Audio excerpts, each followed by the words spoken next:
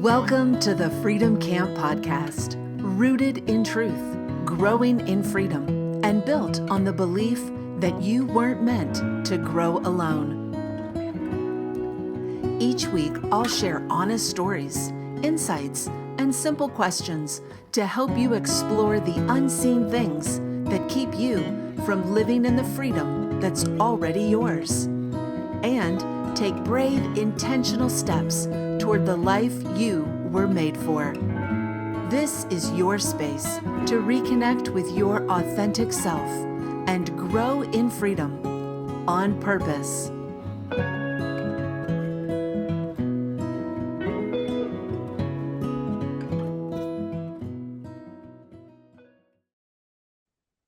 What if the biggest battle in your life right now isn't your schedule, your responsibilities, your finances, or who is around you?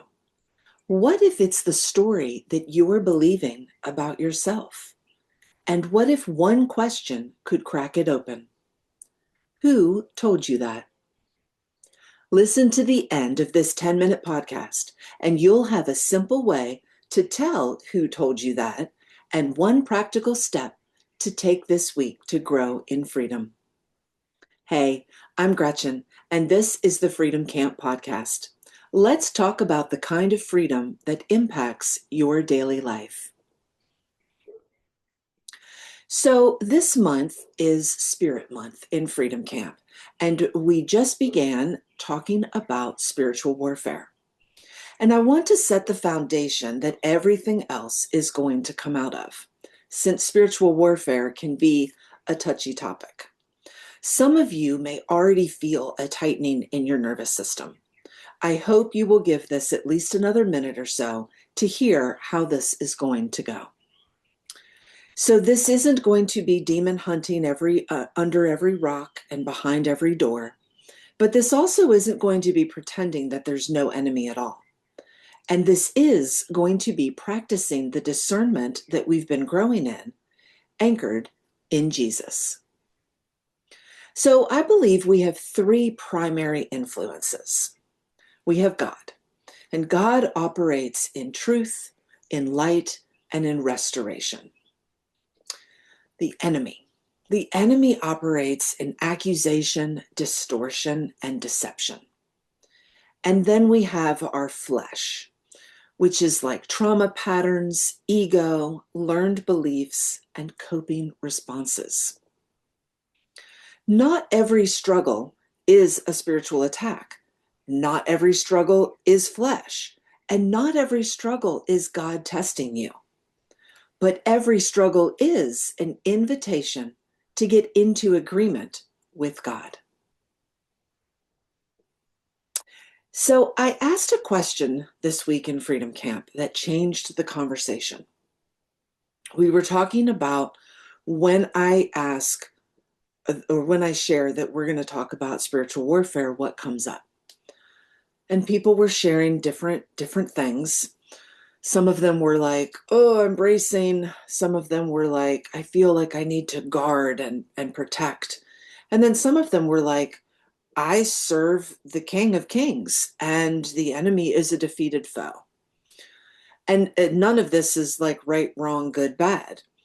The question that changed the conversation was then I asked, well, what happens to your nervous system or within your nervous system when you're thinking about spiritual warfare? And what I was seeing is if you are in a place of like, I'm braced, I'm defensive, understandably, but that you're going to interpret it as a threat and your nervous system is going to be jacked up and ready to go. If you're on guard all the time, you're probably not also in a place of rest.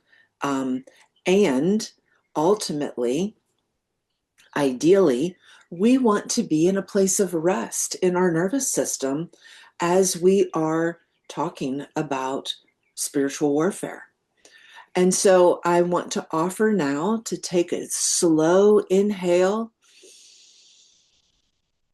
unclench your jaw, relax your face, relax your shoulders if you need to.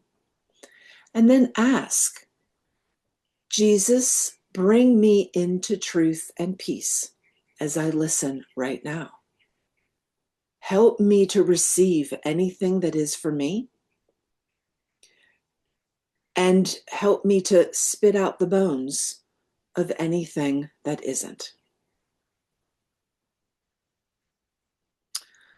So now that you are hopefully a little more regulated, if you were feeling kind of weird about it, I wanted to share a quick story that I had just seen on YouTube.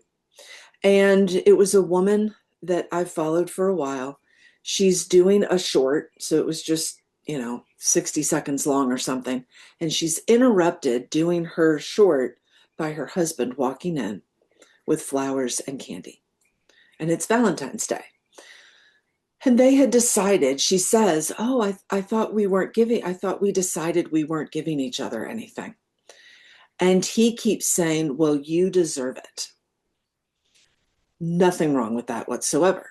But if you listened last week when I was sharing about my complex relationship with rest, and you heard about how there is this kind of family thing in me that I have been raised in, that you earn your rest and that you need to earn it through work. You need to deserve it.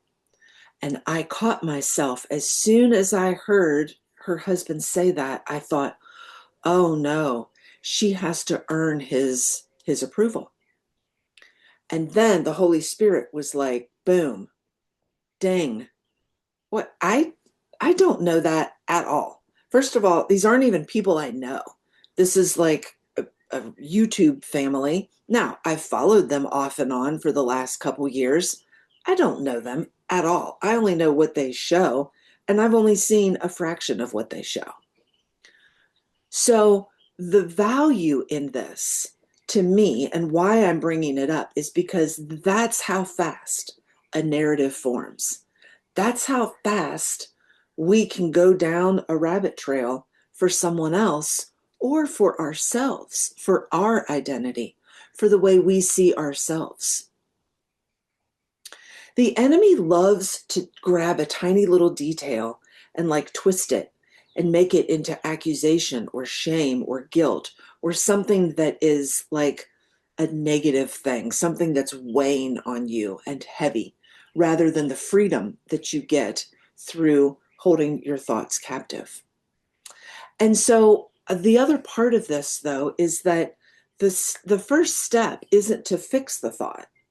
The first step is to catch the thought. The second step is to hold the thought captive. And the third step is to then fix it by getting into agreement with what God says about that thought. So on that note, there's two scriptures, 2 Corinthians 10:5, which talks about taking your thoughts captive. I highly recommend you read all of 2 Corinthians 10. Read all of 2 Corinthians.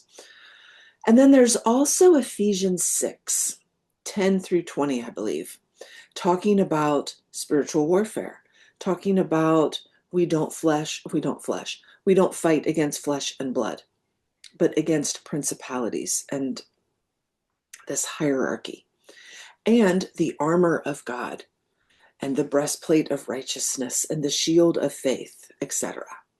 I highly recommend that you read all of Ephesians as well, at least Ephesians 6, but really the whole thing. And so from those scriptures, and many more, but from those, one of the things that I'm reminded of again is that warfare is often quiet.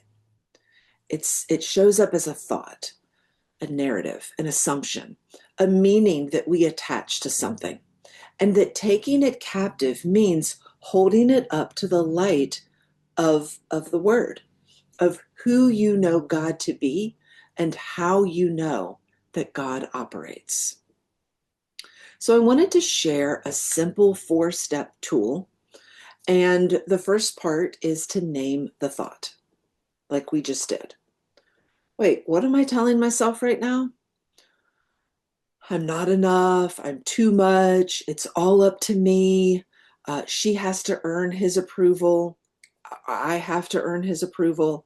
Whatever you're telling yourself, you catch that thought. Then, who told you that? Way back to the beginning of Adam and Eve, the serpent comes, and I think the first thing he says to her, maybe not the first, but one of the first is, who told you that? That question, he has been recycling that question all these years. So who told you that? Is that God that told you that? Is that you? Is that an old pattern? Is that a trauma response? Is that your ego? Or is this the enemy? Is this accusation? Is this deception and twisting? The third step is to test the fruit. And sometimes you need to test the fruit to get the answer for the second step. Does this produce peace, clarity, humility, truth, love? Or does this produce fear and shame and guilt and striving and isolation in you? How does this make you feel? Is it drawing you in, or is it pushing you away? Are you like repelled from it? If it is from God, then you want to then say, okay, what do you say, God? And even if it's not from God, first, either way, you can say, okay, what do you say instead? And then when you get that, and it connects with testing the fruit, and that it is from God, then you say, I agree with you. And that line, that vocalization, which I really actually encourage you to vocalize, is like the planting of the seed of freedom. That agreement is the pivot. That agreement is where freedom grows from. So my encouragement for you this week is to practice in the next 7 days. Once a day, catch a thought. Ask who told you that, test the fruit of it, and then choose agreement with God.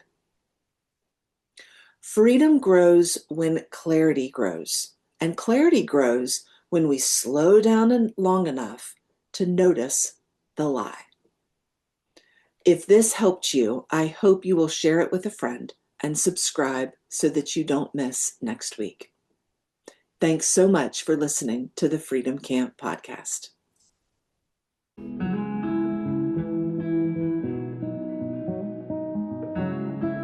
Thanks for listening to the Freedom Camp podcast, where we believe freedom is nurtured from within and grows when you tend to it. If this stirred something in you, let it take root this week and see what grows. And if you enjoyed this or found it meaningful, please give the gift of a review, share it with a friend, and leave a comment below. It helps us build this podcast community because we weren't meant to grow alone.